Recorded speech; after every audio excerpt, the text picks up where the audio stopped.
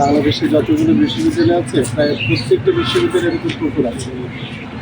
তো সেই তুলনায় আমরা একটু বেশি মনে ভাগ্যবান যে আমাদের এরকম সুন্দর বাঁধানো, ঘাট বাঁধানো, সান বাঁধানো একটা লেক আছে। এটা দেখতে যেমন সুন্দর, তো এখানে যদি প্রচুর মাছ থাকে তাহলে যেটা হবে যে এই মাছকে কেন্দ্র করে এখানে একটা আলাদা একটা সংস্কৃতি গড়ে উঠতে পারে। আমি যেটা স্বপ্ন দেখব যে এখানে প্রচুর মাছ থাকবে, আমাদের ছেলেরা, ছাত্ররা বা শিক্ষার্থী যারা আছেন, এই মাছগুলো বড় হলে এটার মাধ্যমে কিন্তু আমরা উৎসবেরও আয়োজন করা যাবে।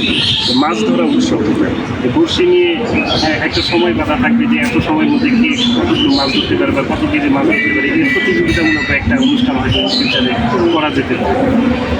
বসুন্ধরার শুভ সঙ্গ এর আগেও আমি তাদের বেশ কিছু অনুষ্ঠানে থেকেছি। এর আগে দেখেছি রমজান মাসে ইফতার বিতরণ করা হয়েছে দরিদ্রদের মধ্যে, সহযোগিতা করা হয়েছে।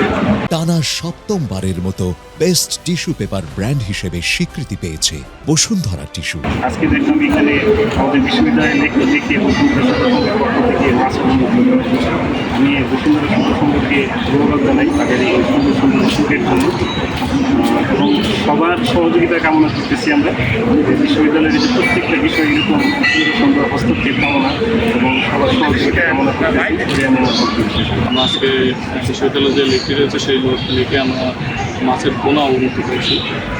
এই বিশ্ববিদ্যালয়ের লেকটি আসলে শিক্ষার্থীদের কাছে একটি প্রিয় একটি জায়গা, কারণ আমরা দেখছি প্রত্যেকদিন বিকালবেলায় শিক্ষার্থীরা আসলে এখানে বসে দিয়ে মাছ ধরার চেষ্টা করেন।